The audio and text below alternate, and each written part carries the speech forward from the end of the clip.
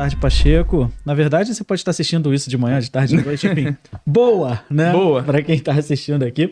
Inclusive, agradecer pela imagem que escolheram aqui para estar ilustrando o podcast, que vocês podem ver que, pela minha expressão, a gente não ganhou esse título. Não ganhou esse título.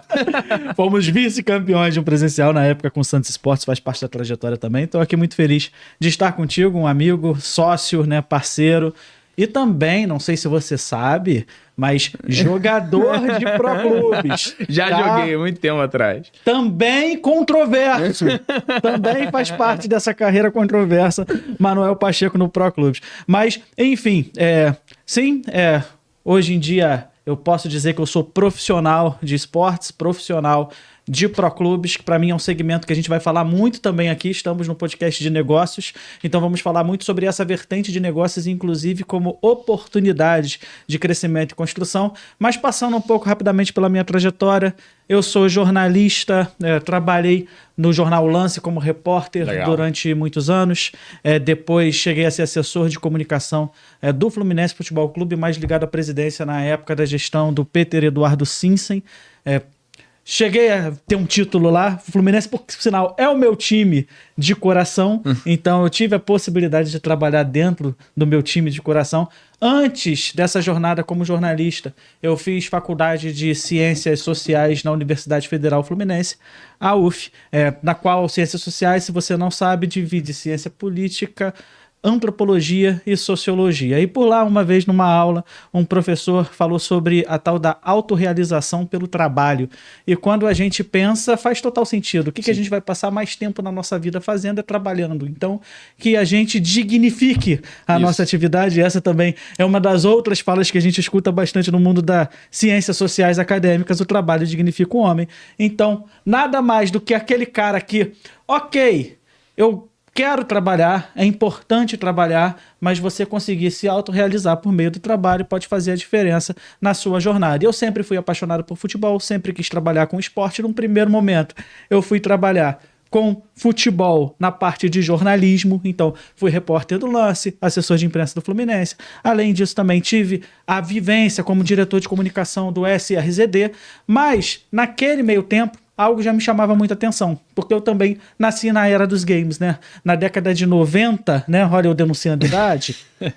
Em 1989 foi quando eu surgi no mundo. E na década de 90, durante aquele período ali que você tinha... Cara, você que está assistindo isso, você não sabe? Tinha uma época que não existia internet, tá? Isso aconteceu. Isso realmente foi um momento da vida duro.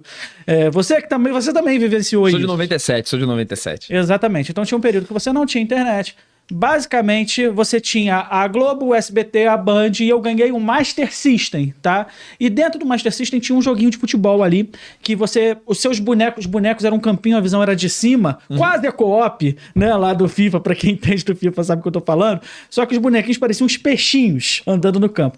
E cara, aí ali eu já tinha uma ligação muito grande com o mundo dos games. Legal. Né? O tempo passou, cheguei a jogar também no Super Nintendo, que aí sem o Ronaldinho Soccer 96, eu acredito que você tenha jogado também. Isso, eu não joguei não. Não chegou nada. É de 96, né? Eu nasci em 97. Tá bom. Mas enfim, aí o mundo dos games também sempre fez parte da minha jornada, da minha rotina. E aí, eu já vim acompanhando muito essa crescente desse mercado, do cenário de esportes aos poucos. E o Counter-Strike era uma coisa que me chamava muito a atenção, e foi quando eu comecei a acompanhar muito fortemente o Gaules, que é, para quem não sabe, o maior streamer do mundo, agora está também envolvido com futebol real dentro da Kings League. Ele é realmente um cara muito bem sucedido. E eu também já ouvia também falar sobre o Fallen. O Fallen é a principal referência do mundo de esportes, eu diria, do Counter-Strike mundial, né? Nem só do Brasil. Da modalidade de esporte do Counter-Strike, né? Do Counter-Strike, exatamente.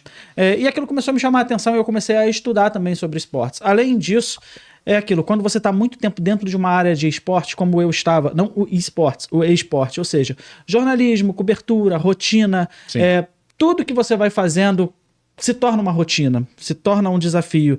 E depois que você passa 3 anos dentro de um clube de futebol como o Fluminense, trabalhando com todos os dilemas, e você deve imaginar como é que são os bastidores de um clube de futebol como o Fluminense, um ambiente político com Dava para ter um podcast só para falar sobre isso, né? Dava para falar, exatamente. São muitos interesses que passam por ali. E eu entrei para ser assessor de imprensa do Fluminense com 25 anos. Então, provavelmente, eu fui o assessor de imprensa da presidência de um clube de futebol mais novo da história. Eu não tenho esse registro histórico, mas normalmente os assessores, as pessoas que ocupavam aquela posição, eram pessoas de mais de 40, 50 anos. Eu com 25 anos estava lá. Então, naturalmente, eu não estava plenamente preparado para aquela função, Claro. mas eu fui a pessoa que mais durou no cargo, porque a expectativa de vida no cargo naquele período era de 3 a 4 meses. Eu fui do meio da gestão, ou seja, 2014 até 2016, no fim da gestão. 2 anos. Eu fui até o fim da gestão, né?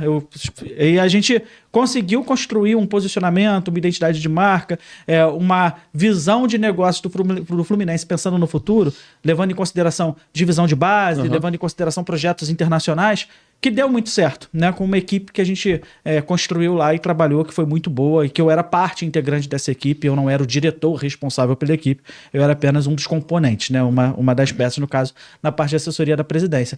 Mas como é que o Proclubes se torna Entrou na realmente sua vida da parte profissional? Eu sempre quis, desde moleque, desde aquela época da década de 90, por isso que foi importante fazer essa recuperação histórica aqui com vocês. Desde que eu era esse garoto, eu pensava, cara, normalmente quando você vai jogar um jogo de futebol, e o futebol é a principal paixão do brasileiro, você controla o time inteiro, né? Do goleiro ao ponto esquerdo, você tá ali controlando o time inteiro. Esse é o game, o jogo tradicional que todos sempre tiveram. Você pega e controla os 11 jogadores. Exatamente. Então, você controla o Messi. Legal pra caramba controlar o Messi. Como assim eu estou controlando o Messi? O problema é que às vezes quando você tá controlando o Messi, em alguns momentos o Messi não joga tão bem assim, quando você não é bom, entendeu? Mas você controla o Messi, o Ronaldinho, enfim, na minha época eu controlei o Ronaldo Fenômeno. Inclusive, eu tenho orgulho de dizer que, poxa, eu já joguei controlando o Ronaldo Fenômeno, o Batistuta, sabe? Eles não eram os icons, sabe? Diferentemente, porque hoje em dia, dentro do mundo ali do Ultimate Team, você tem a possibilidade de jogar com jogadores históricos. Mas não, eu controlei esses caras quando eles estavam em carreira e nem existia a ideia de icon. Mas o fato é aquilo. Eu ficava me perguntando, eu falo, cara, isso é legal, é interessante, mas por que eles não criam um jogo no qual você possa ser um jogador? Porque a maior representatividade que a gente tem, o sonho de todo brasileiro é você ser jogador de futebol, e por que não você criar uma historinha na qual você possa ter a sua própria carreira dentro do mundo do futebol, mas no mundo virtual. Naquele período, eu jamais ia imaginar sobre Proclubes, até porque tecnologicamente era até impossível, era inviável. O que eu queria era que tivesse um modo carreira player, né? Eu achava que ia ser mais interessante eu jogar o modo carreira player do que jogar...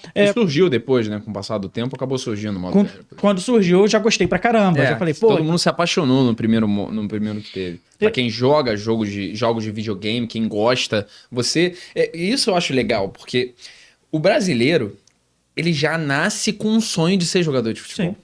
Ele já nasce com esse sonho de falar assim, eu quero brilhar no Real Madrid, eu quero brilhar no Barcelona. E a gente sabe que isso aí é para 0,00001% dos jovens, dos atletas. E aí, o que um jogo de videogame ele faz? Ele simula a tua participação. Ele faz você imaginar como seria ser aquele jogador. Então, quando isso veio... Eu acho que foi um grande boom, assim, no mercado de videogame. Muita gente começou a comprar pra querer ver como é que é ser um jogador. E o Proclubes é a evolução disso, que você vai falar aqui pra gente, mas acaba que é a evolução disso. É exatamente a evolução isso, né? Que a gente entrou no tal do mundo 2.0, que a gente não saiu até hoje, né? Porque tudo que a gente vê em negócios, todo mundo... É a tal coisa 2.0, só que a gente tá no 2.0 há 20 anos. Trocentos anos. Mas o ponto é justamente esse que você tá mencionando. Peraí. Não vai embora, não. Se você acabou de assistir esse corte, dá o like, comenta, interage aqui com o vídeo para ajudar a gente e dá uma olhada aqui no canal de corte. Se você gostar de outro, acompanha, ver se te interessa ver mais alguma coisa. E claro, o episódio completo desse corte que você acabou de assistir está disponível já no canal oficial do podcast Bússola Profissional. Te espero lá.